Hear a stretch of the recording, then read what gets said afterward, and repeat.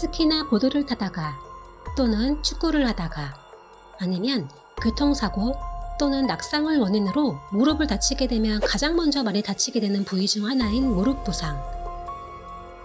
경미한 사고 같은 경우 후유증이 남지 않을 수 있지만 상태가 심각한 경우 전방 십자인대가 손상이 되어 수술을 받아야 하는 경우도 발생합니다. 특히 급격한 방향 회전과 점프 등 무릎 관절을 많이 사용하는 스포츠 선수들에게 자주 발생하는 부상 중 하나입니다. 예전에 의료기술이 발전하기 전에는 스포츠 선수에게 전방 십자인대란 치명적인 부상에 해당하는 병명이었습니다. 또한 현역 군인이 군복무를 다 마치지 못하고 의병제대하는 사례에서 빠지지 않는 것이 전방 십자인대 파열인 만큼 무릎 관절에 있어서 아주 중요한 역할을 하는 인대입니다. 하지만 이제는 높은 수술 수준과 의료기술의 발전으로 예전보다 후유증에 대한 염려를 많이 덜 수 있게 되었습니다.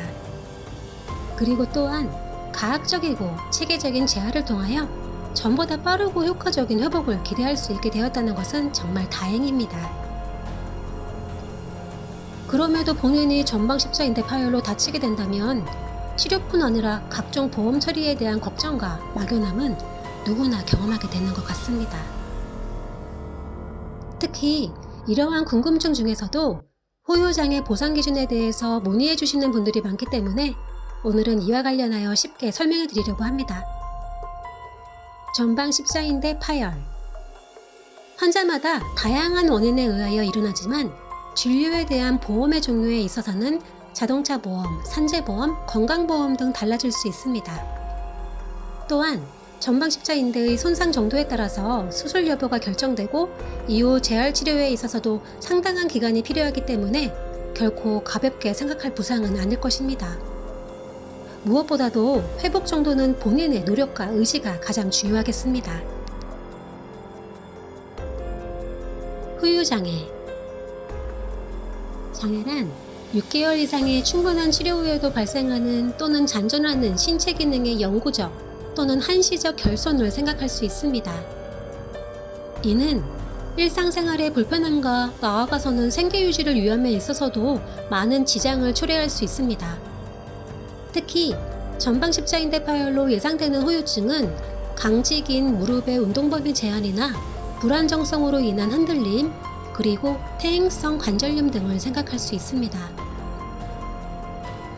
자, 그렇다면 전방 십자인대 파열로 재활까지 받은 후에도 잔존하는 후유장애가 발생한다면 어떤 점을 유념하고 알아두어야 할까요? 맞습니다. 만약 전방 십자인대 파열로 인하여 후유장애가 생겼다면 해당하는 보상 기준에 대해 정확히 알고 있으셔야 합니다. 우선 개인보험인 생명상해보험은 슬관절의 불안정성인 동요에 대해서 그 판단 기준을 두고 있습니다. 그러므로 1mm의 차이가 무릎 동요 관절의 장애 평가에서 매우 중요합니다.